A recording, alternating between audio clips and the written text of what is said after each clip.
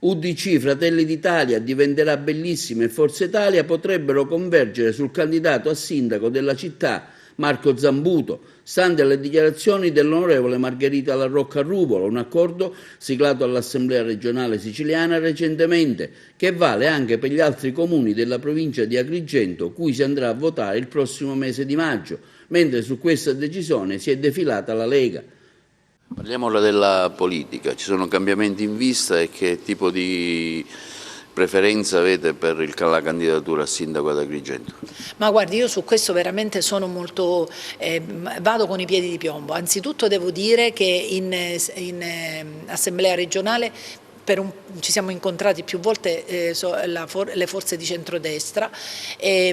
ma in uno degli ultimi tavoli è venuta meno la Lega, quindi non so che tipo di scelta stia valutando, vogliano fare, quindi in maniera compatta quella parte di centrodestra che è dato da Forza Italia, da UDC, da Fratelli d'Italia e dal Movimento Bellissima, ecco, da questa parte è venuto fuori l'idea intanto di essere insieme in quelle che sono, diciamo, le campagne elettorali che ci aspettano, quindi dalla nostra provincia con il capoluogo in testa a tutto il resto dell'isola. Dall'altro lato abbiamo cercato di convergere su un unico nome, ecco. E su questo, soprattutto da parte di Fratelli d'Italia, c'è stata una, diciamo così, una nomination, se la possiamo definire in questa maniera, che è quella dell'avvocato Zambuto. Si parla di un suo passaggio a Fratelli d'Italia, cosa c'è di vero? Ma io dico che in questo momento di vero poco, nel senso che si fanno delle valutazioni, siamo in un momento diciamo della politica nazionale particolare e a maggior ragione della politica regionale in cui a 2 anni e mezzo da quando ho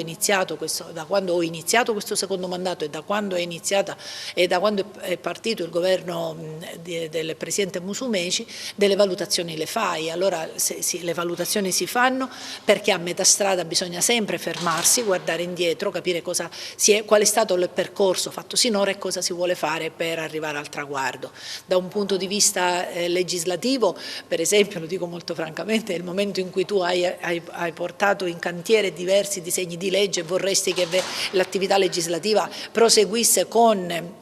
l'approvazione di quei disegni di legge, io in particolar modo dico mi sta a cuore quello sulla prevenzione e la cura della ludopatia e per questo sto lavorando perché questo disegno di legge veda la luce in Commissione Bilancio e dalla Commissione Bilancio possa passare all'Aula. Così come da un lato vedo il mio lavoro legislativo, dall'altro lato vedo il mio percorso politico. Su questo percorso politico ho con molta attenzione in questi 7 anni valutato quello che è il centro, perché sono e nasco in un centro che è dato da un partito che è l'UDC, un UDC che purtroppo si è molto, diciamo così, come dire, liquefatto, no? Soprattutto in questi ultimi 2 anni e mezzo. Allora l'attesa è stata quella di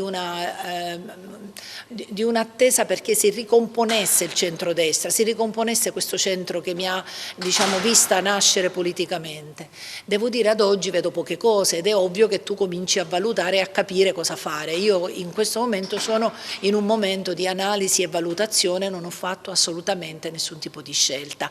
L'onorevole Meloni in questo quadro